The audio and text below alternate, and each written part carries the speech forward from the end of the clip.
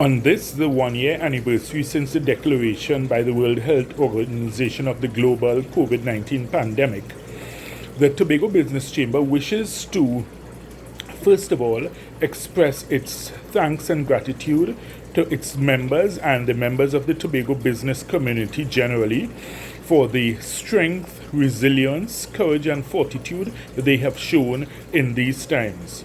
We wish to thank especially our members who went above and beyond the call of duty to try to assist their employees, their customers, and their stakeholders in managing and navigating these difficult times. While the past year has been very challenging economically for most of our members, we still wish to count our blessings and look at the positives. One of the positives has been that because of the closure of the international borders, many Trinidadians have resorted to coming to Tobago for their vacation stays, and there has been some increase in market activity in that regard. Granted, it is not back to the levels where our members would all like it to be, but we have to be grateful that there has been that increase, and that's a positive that we have seen coming out of the pandemic. The fact that many more Trinidadians who may not have opted to come to Tobago are choosing Tobago as their vacation stay. So one way or the other, either taxis, restaurants, or hotels or villas will be getting business from this, and we appreciate that. We keep encouraging persons to come to Tobago. We welcome you, and we ask that you always come and enjoy your stay here. Another positive is the commissioning of the APT James, because that's a vessel that has increased the capacity on the sea bridge. So again, that's a positive. We note that the Buku Reef is supposed to be on its way, and that would also add capacity and ensure that there's that consumer confidence, so that any morning, any Trinidadian or Tobagonian can wake up and say, look, I want to travel on the ferry, and you head down to the port and you will get on a sailing. If not the morning sailing, by the afternoon sailing you will get on, and that's what we want. We want the capacity to be built out so that there is that double redundancy, so that there's always available capacity for anyone who wants to travel at any time. That, of course, will increase visitor arrivals to Tobago, and we look forward to that. We also look forward to the completion of the airport expansion project, because we think that that would definitely be a boost and a fill-up once the borders are opened, and persons and international visitors and even returning nationals can touch down in a brand spanking new airport at Crown Point at the A&R Robinson. So therefore, we look forward to that also. And we note that the process of the relocation is coming along. Of course, there were some hiccups along the way, but at the end of the day, that's the price of progress. And of course, you try to manage it as best you could, manage the cost of, development against the inconvenience of the relocation. And I think that that process is still ongoing. We also look at the other aspects of it, and we ask that the government consider giving priority to Tobago for its vaccine rollout.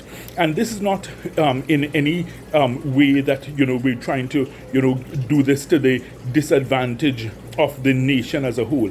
What we're saying is that given Tobago's population, 50,000, maybe 60,000 persons max, if you do your vaccination for Tobago first, and you create a bubble whereby you have the Tobago population fully inoculated, then you can open up your international borders immediately. You can open up Tobago fully for business immediately. It means all Trinidadians can come to Tobago. They could lime, they could drink, they could party, they could have a great time, because what we'll want to ensure is that anybody coming must show the negative PCR test.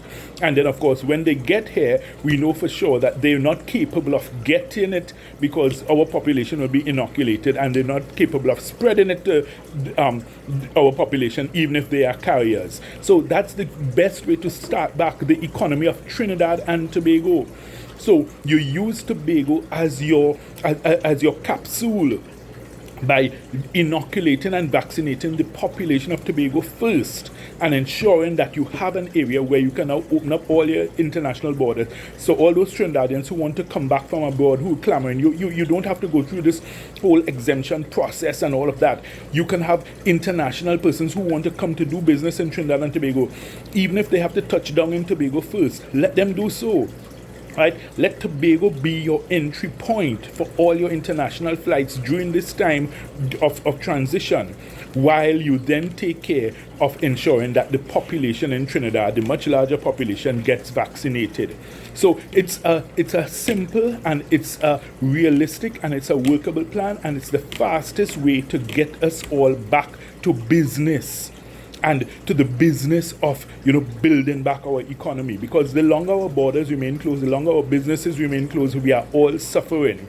So we of the Tobago Business Chamber are throwing this out as an idea for the government. We're saying inoculate the population of Tobago first, create a capsule in Tobago where you have herd immunity achieved, and therefore you open your international border in Tobago. You let all flights, everybody come in and out through Tobago while you manage the vaccination process in Trinidad, which we recognize is going to take a much longer period of time. But with 50 or 60,000 people in Tobago, you can do that much faster and get to that point where you can now have a sense of normalcy, some semblance of life being back to normal from a business perspective.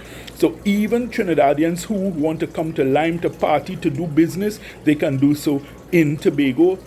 They want to take international flights, they can pass through Tobago, make sure that they have the negative PCR test. The population of Tobago is already inoculated, so therefore they're free to come, have fun, party, drink, have your bars open, your fetes, have everything back to normal as quickly as possible by vaccinating Tobago first. Thank you.